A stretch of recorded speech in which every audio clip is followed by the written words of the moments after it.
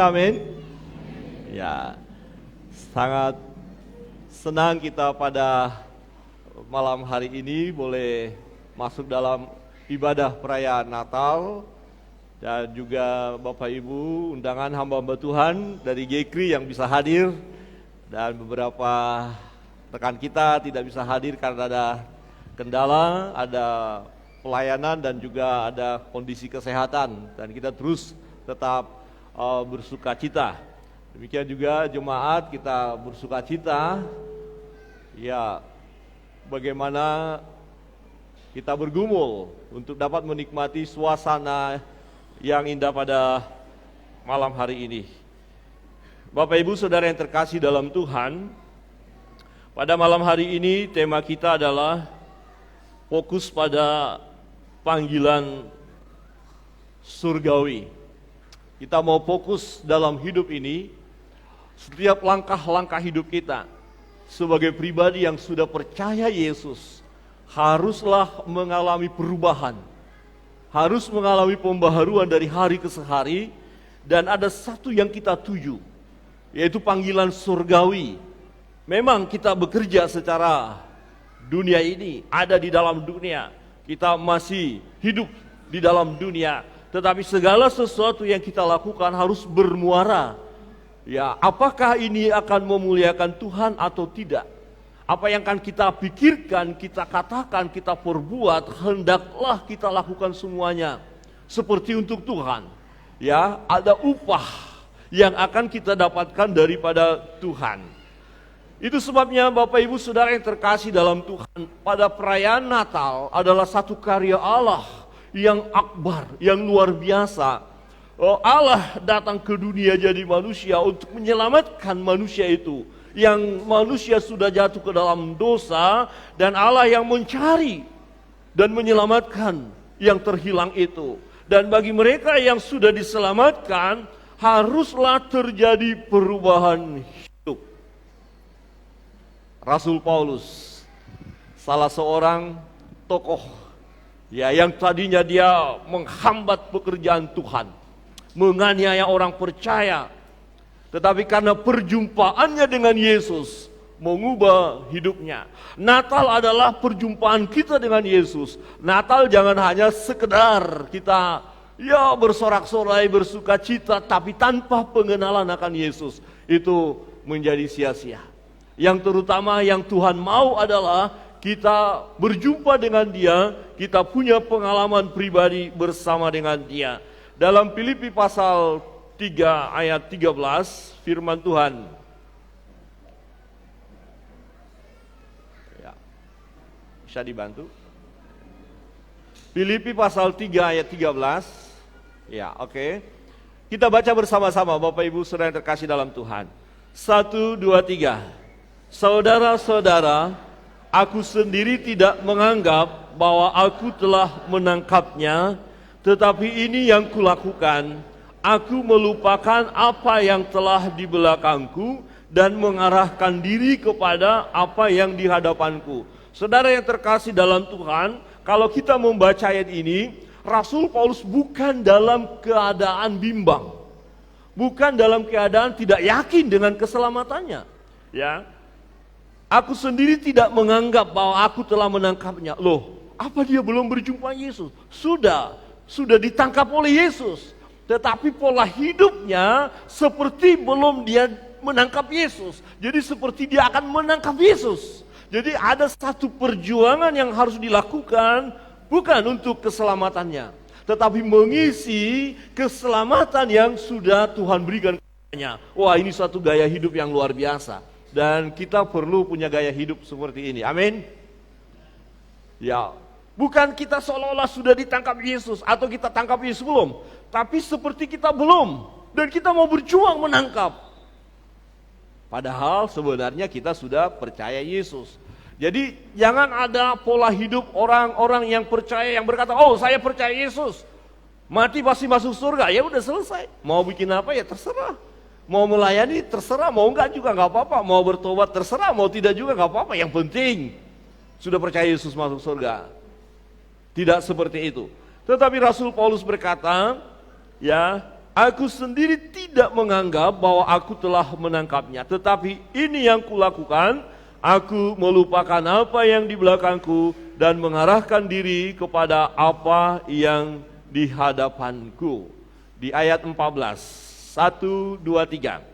Dan berlari-lari kepada tujuan untuk memperoleh hadiah, yaitu panggilan surgawi dari Allah dalam Kristus Yesus. Semua kita memiliki bagian ini. Amin. Ada yang akan saudara kerjakan, saya kerjakan, kita kerjakan bersama, yang bernilai kekekalan. Jadi kita sedang berlomba ya menjalani hidup ini untuk memperoleh hadiah. Memperoleh hadiah panggilan surgawi dari Allah dalam Kristus Yesus. Fokus pada panggilan surgawi. Ini sangat penting. Sebab banyak orang Kristen tidak fokus pada panggilan surgawi. Fokus hanya panggilan sana sini yang tak jelas. Fokus pada dunia. Fokus kepada kedagingan. Fokus kepada diri sendiri. Seberapa banyak orang fokus kepada Kristus? Seberapa banyak orang fokus kepada Allah, penyembahan kepada Allah? Tetapi ketika kita memperingati Natal, kita diingatkan kembali. Kita mau terus fokus pada Tuhan, amin. Fokus kepada Allah, fokus pada panggilan surgawi. Bapak Ibu Saudara yang terkasih dalam Tuhan, Natal adalah kelahiran Yesus Kristus. Ini tidak perlu kita ragu tentang hal itu.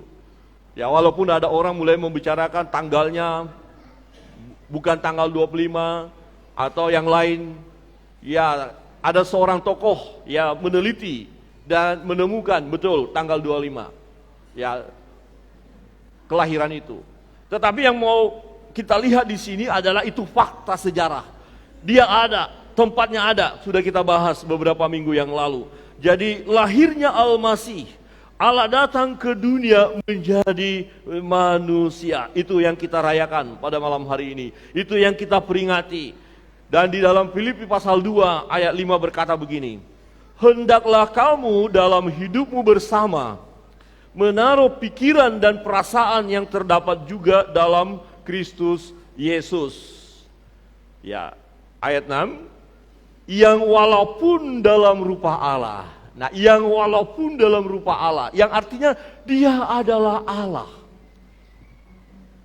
Jadi pada mulanya adalah firman, firman itu bersama-sama dengan Allah, firman itu adalah Allah, firman itu menjadi manusia. Jadi Yesus adalah Allah, yang walaupun dalam rupa Allah, dia betul-betul Allah. Minggu lalu kita sudah lihat, ya seluruh kepenuhan kealahan berdiam di dalam Yesus secara jasmani itu.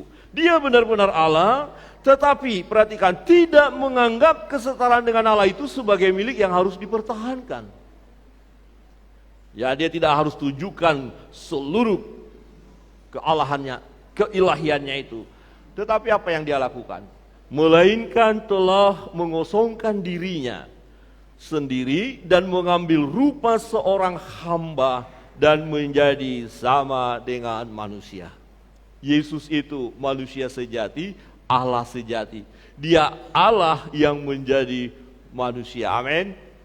Kalau ada yang berita-berita yang aneh dan berkata, wah Yesus itu manusia biasa saja, dia bukan Allah, bagaimana mungkin Allah beranak dan diperanakan? Itu tidak mungkin. Saudara jangan bimbang. Yesus adalah Allah. Amin. Coba katakan kiri kanan, Yesus adalah Allah. Dia ada bersama dengan kita. Nah, jadi waktu dia lahir di kandang domba yang hina itu, itulah wujud. Dia sendiri yang merendahkan dirinya supaya berjumpa dengan umat manusia, supaya menyelesaikan sesuatu yang tidak dapat diselesaikan oleh manusia, yaitu penyelesaian dosa. Manusia tidak dapat menyelesaikan dosanya sendiri. Itu sebabnya dia datang ke dunia. Natal itu betapa pentingnya itu, ya. Dan di ayat 8 berkata, sampai mati di kayu salib. Dia Allah, diperlakukan sedemikian rupa. Ya, karena kasihnya kepada manusia itu, supaya manusia itu tidak mati di dalam kefasikannya. Kalau manusia itu mati dalam kefasikannya, setuju? Coba lihat kiri kanan, ingatkan, pelan saja. Kalau nggak bertobat, mati, masuk neraka. Sudah? Oke ya. Natal, ingat, kalau nggak bertobat, mati, masuk neraka. Jadi dengan lembut, sedikit kasih tahu kiri kanan. Bertobat saja. Ada amin? Ada amin? Masuk ke hati, masuk ke tulang-tulang, betul-betul mau bertobat. Haleluya. Puji Tuhan, sesuatu yang luar biasa akan terjadi. Di ayat 9, saya belum tanya yang di atas, jangan-jangan yang di bawah aja amin, di atas belum. Yang di atas siap bertobat? Enggak ada suara. Amin. Itu karena dipaksa. Saudara yang terkasih dalam Tuhan, di ayat 9 berkata begini, itulah sebabnya Allah sangat meninggikan dia dan mengaruniakan kepadanya nama di atas segala nama. Tujuannya adalah supaya dalam nama Yesus bertekuk lutut segala yang ada di langit dan yang ada di atas bumi dan yang ada di bawah bumi. Jadi dia datang untuk menyelamatkan manusia, manusia yang percaya kepadanya akan menyembah dia. Saudara dan saya yang menyembah Yesus oleh karena saudara dan saya percaya kepada dia. Jikalau saudara dan saya tidak percaya kepada dia, mustahil kita menyembah dia. Tidak akan mungkin. Kita akan mungkin mengolok-olok dia seperti yang dilakukan oleh orang-orang yang belum mengenal dia. Tetapi karena saudara dan saya mengenal dia, maka kita pun menyembah dia. Kita bertekuk lutut di hadapannya. Dan itu adalah anugerah Tuhan. Dan ayat 11 berkata, kita baca bersama-sama. 1, 2, 3. Dan segala lidah mengaku Yesus Kristus adalah Tuhan bagi kemuliaan Allah Bapa. Wow, inilah Yesus Tuhan kita.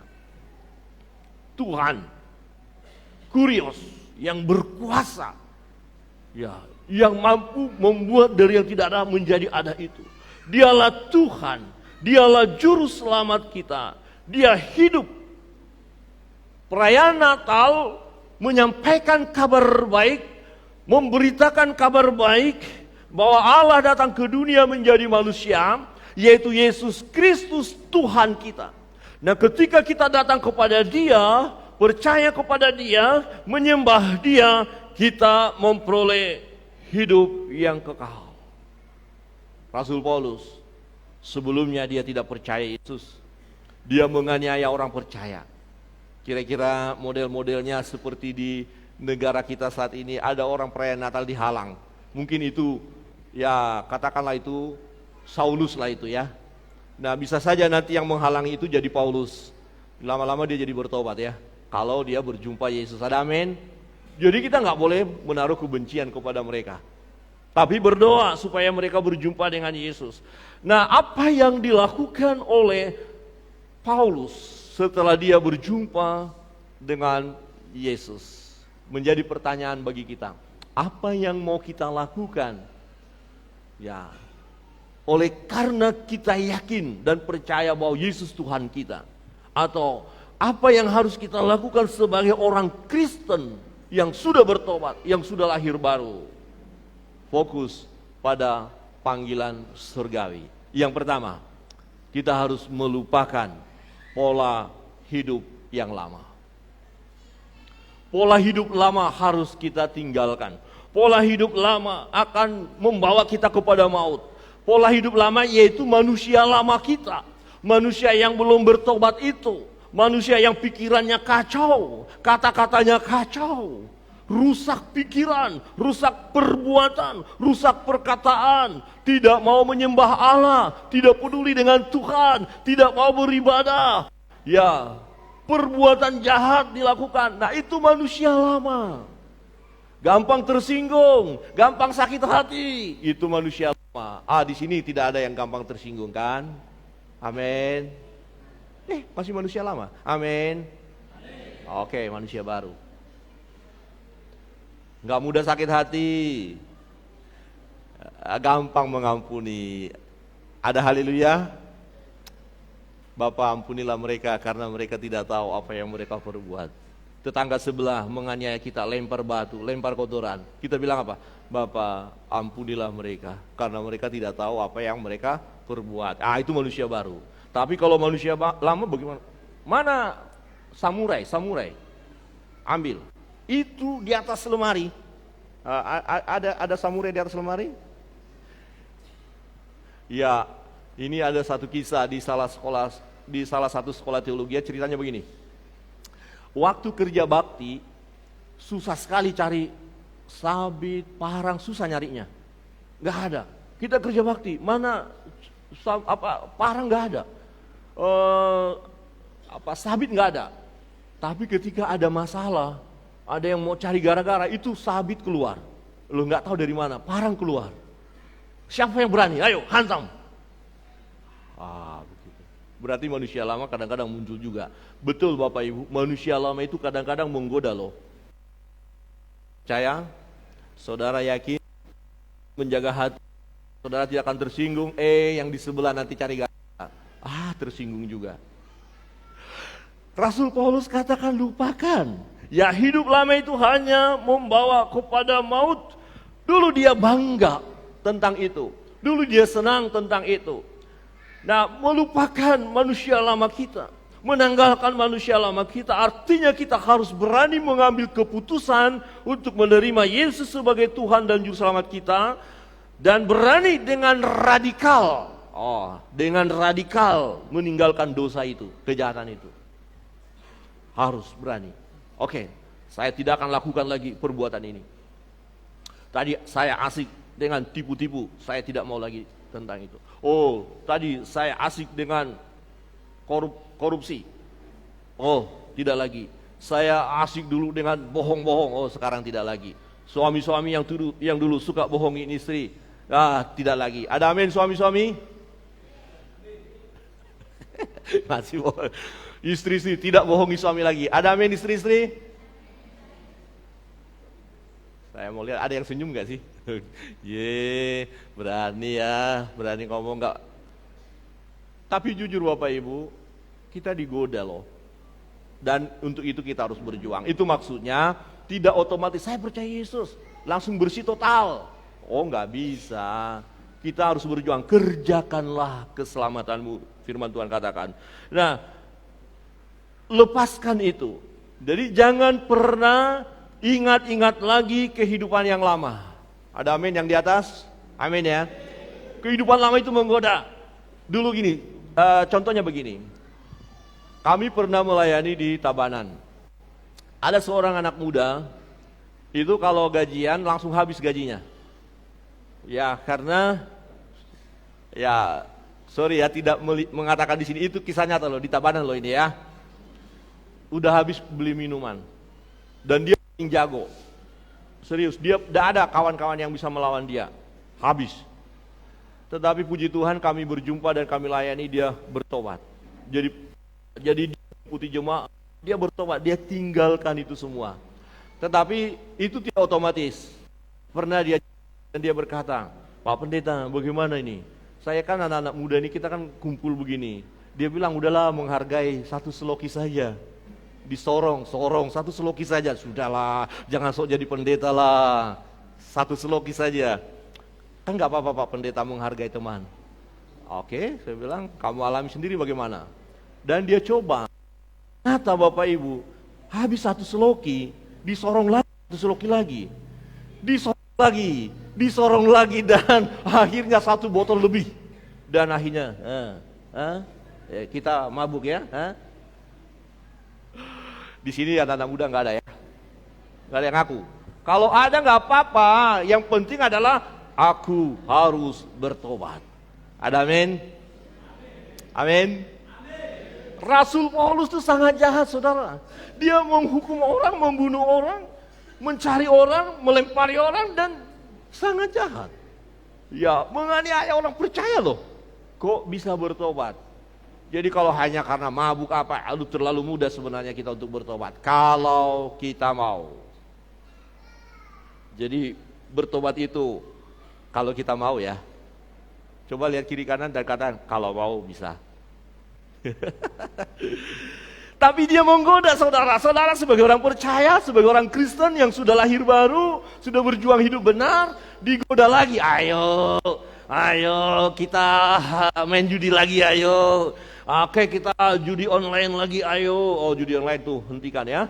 Jangan, enggak mau. Oh, ini tipu sana, tipu sini. Enggak boleh. Dan perhatikan, jangan coba-coba untuk kembali kepada hidup lama. Itu perjuangan. Aku melupakan yang di belakangku. Apa saja hidup lama yang mau menggoda kita, memang kita harus berjuang. Kita bisa, karena Yesus sudah ada di dalam hidup kita. Natal tidak hanya memperingati Yesus lahir ke dalam dunia, tapi sekaligus mengingatkan Dia ada di dalam hidup kita. Amin. Dia ada bersama dengan kita. Dia tidak pernah tinggalkan kita. Itu sebabnya dalam Filipi pasal 3 ayat 7 berkata begini. Tetapi apa yang dahulu merupakan keuntungan bagiku, keuntungan manusia lama itu, kebanggaan, kesombongan itu, ya, sekarang kuanggap rugi karena Kristus. Ya, rugi. Jadi tidak mau lagi hidup yang lama, sekarang mau lakukan hidup yang baru. Di ayat 8 berkata begini, malahan segala sesuatu kuanggap rugi karena pengenalan akan Kristus Yesus Tuhanku. Ini yang penting dalam perayaan Natal. Mampukah kita berkata, ya, pengenalanku akan Kristus Yesus Tuhanku. Hari lepas hari kita lalui. Tahun ini Natal akan segera kita lewati, bahkan tahun 2024 kita lewati. Adakah kita punya pengenalan akan Kristus lebih dalam lagi? Ya, lebih erat lagi kita bergaul dengan Dia, lebih karib lagi. Dan semestinya itulah harus kita lakukan. Itu yang harus kita kerjakan. Fokus kepada panggilan surgawi. Lupakan lebih mulia daripada mulia, jauh lebih dahsyat, jauh lebih membahagiakan kita. Oleh karena Dialah, oleh karena Yesus, oleh karena Dialah aku telah melepaskan semuanya itu dan menganggap sampah supaya aku memperoleh Kristus. Memang kita percaya Yesus, tetapi dalam mengelola hidup kita seperti kita belum dapat, dan kita berjuang terus. Dan itu harus kita lakukan. Waktu kita berjuang maju ke depan, yang di belakang mau mencoba menarik. Gambarannya sama seperti istrinya Lot. Malaikat itu berkata, ayo cepat, jangan menoleh ke belakang. Tetapi istri Lot menoleh ke belakang dan menjadi tiang garam. Jangan menoleh ke belakang. Kalau kita sudah bertobat saja. Jangan kembali. Itu hanya akan menyusahkan. Mungkin ada godaan, naik pangkat, naik jabatan, harta, ya, ada tawaran-tawaran yang lain, dan berkata tidak. Mengikuti Yesus harga mati. Saudara yang terkasih dalam Tuhan, fokus pada panggilan surgawi. Apa yang harus kita lakukan? Tadi melupakan yang di belakang, manusia lama kita, hal-hal yang tidak berkenan kepada Allah, tinggalkan, kita berjuang untuk itu. Dan yang kedua, mengenakan senantiasa, terus menerus. Bukan kadang-kadang saya beribadah, kadang-kadang saya berdoa, kadang-kadang saya ikut Tuhan, kadang-kadang ikut yang lain. Tidak. Tapi senantiasa mengenakan Dia, hidup di dalam Dia, mengenakan hidup yang baru. Hidup baru akan membawa kita ke surga. Hidup baru akan membawa kita kepada kemuliaan Allah. Hidup baru akan membawa kita kepada kebahagiaan yang abadi.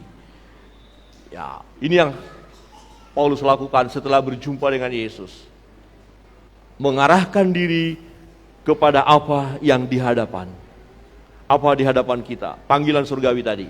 Hidup yang benar. Jadi dulu hidup jauh dari Tuhan, setelah bertobat, hidup bersama dengan Tuhan. Selalu andalkan Tuhan. Ada masalah, ada pergumulan, datang kepada Tuhan, berdoa. Ya, ketika kita diberkati pun hati-hati, jangan lupa kepada Tuhan. Ada amin? Coba, ini penting. Kadang-kadang kalau orang sakit dengan orang yang baru dapat harta, berkat, sukses, gaji naik, biasanya orang yang sakit itu lebih banyak doanya. Betul ya? Kalau dapat berkat, dapat gaji, ada THR, ayo kita makan-makan di mana? Jalan-jalan di mana? Enggak ingat Tuhan. Tapi kalau sakit, Tuhan tolonglah saya. Itu. Jadi biasanya ya orang yang dengan sakit, menderita, susah itu panggil nama Tuhan. Itu sebabnya malam ini pun saya ingatkan, kalaupun saudara diberkati, jangan lupa Tuhan. Amin. Coba katakan kiri kanan, kalau diberkati jangan lupa Tuhan. Kalau enggak dengar, halo.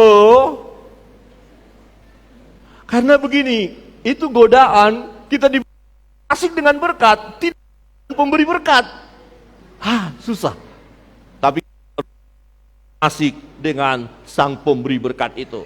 Mengarahkan ya kepada tujuan yang jelas, bukan hanya arah, bukan hanya lihat saja. Bukan hanya saya tahu saya harus ke depan, tapi dikatakan berlari-lari kepada tujuan, berlari-lari, berjuang, berusaha. Ini waktunya saudara dan saya harus berjuang mengisi keselamatan yang telah Tuhan berikan kepada kita. Tuhan berikan perintah kepada saudara dan saya untuk mengerjakan sesuatu, melakukan yang baik. Karena untuk itu kita dipanggil. Jadi lakukan yang baik, berjuang. Gak ada istilah lagi saya jemaat biasa, tapi kita semua adalah murid Kristus. Kita semua adalah hamba-hamba Tuhan. Kita semua adalah pelayan-pelayan Tuhan. Kita semua orang-orang yang siap melayani Tuhan, siap dipakai oleh Tuhan. Sebab firman Tuhan katakan, bukan kamu yang memilih aku, tapi aku memilih kamu, dan aku menetapkan kamu supaya kamu pergi menghasilkan buah. Betapa dahsyatnya jika kita semua berlari-lari kepada tujuan, memperoleh hadiah panggilan surgawi itu. Siap untuk itu, amin. Di ayat 9 berkata begini, ya, dan berada dalam Dia, bukan dengan kebenaranku sendiri, karena mentaati hukum Taurat, melainkan dengan kebenaran karena kepercayaan kepada Kristus, yaitu kebenaran yang Allah anugerahkan berdasarkan kepercayaan. Ayat 10, yang ku kehendaki ialah mengenal Dia dan kuasa kebangkitannya dan persekutuan dalam penderitanya, di mana aku menjadi serupa dengan Dia dalam kematiannya. Hari lepas hari kita diubahkan oleh Tuhan. Kita ini dalam proses menuju kesempurnaan. Amin. Progres itu terus ada. Kita lihatlah, ada orang-orang yang dulu jahat banget, tetapi kok sekarang bisa jadi pelayan Tuhan. Sesuatu Tuhan kerjakan. Buat kita sekalian, Bapak Ibu, sesuatu akan Tuhan kerjakan karena kita adalah pribadi-pribadi yang dikasihnya. Fokus pada panggilan surgawi. Ketika berita Natal itu datang, ada gembala-gembala yang fokus. Ada gembala-gembala tidak menyia-nyiakan waktu mereka dengar berita. Mereka pergi ke Bethlehem. Mereka pergi dan setelah berjumpa dengan bayi itu, apa yang mereka lakukan? Menyembah. Fokus kita dalam hidup ini menyembah Dia, menyembah Tuhan, andalkan Tuhan dalam hidup kita. Ketika orang-orang Majus mengetahui apa yang terjadi dan mereka berjuang, mereka korbankan waktu mereka, korbankan tenaga mereka, korbankan pikiran perasaan mereka, korbankan harta mereka untuk datang kepada Yesus. Dan kemudian apa yang mereka lakukan? Menyembah Yesus. Fokus pada panggilan surgawi. Bapak Ibu Saudara yang terkasih dalam Tuhan, apa yang harus kita lakukan sebagai pribadi yang sudah mengalami Natal? Tidak hanya merayakan Natal seperti ini, tapi mengalami Natal dalam hidup kita. Yesus ada di dalam kita, karena kita percaya kepadanya. Yang percaya kepadanya tidak binasa, melainkan beroleh hidup yang kekal. Kita orang-orang percaya. Maka pertama, mari lupakan pola hidup lama. Jangan kasih kesempatan kepada manusia lama. Jangan kasih kesempatan, jangan kasih peluang. Tapi kita berkata, tidak untuk manusia lama. Kedagingan, pesta pora, segala macam. Tidak. Dan yang kedua, kita kenakan senantiasa hidup baru. Lakukan segala sesuatu untuk kemuliaan nama Tuhan. Mari kita berdoa.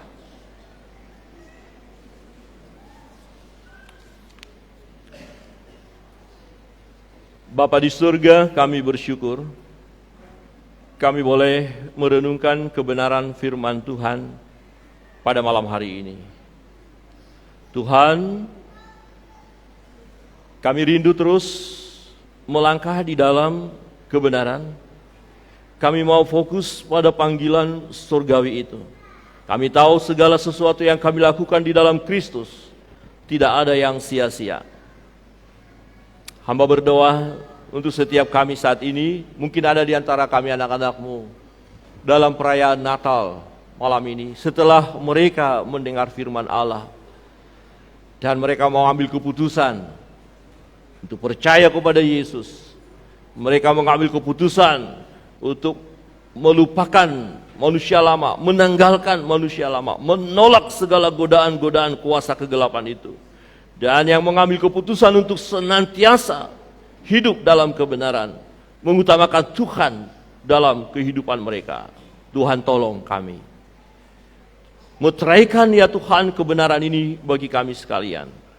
Biarlah kami boleh menjadi pelaku firman.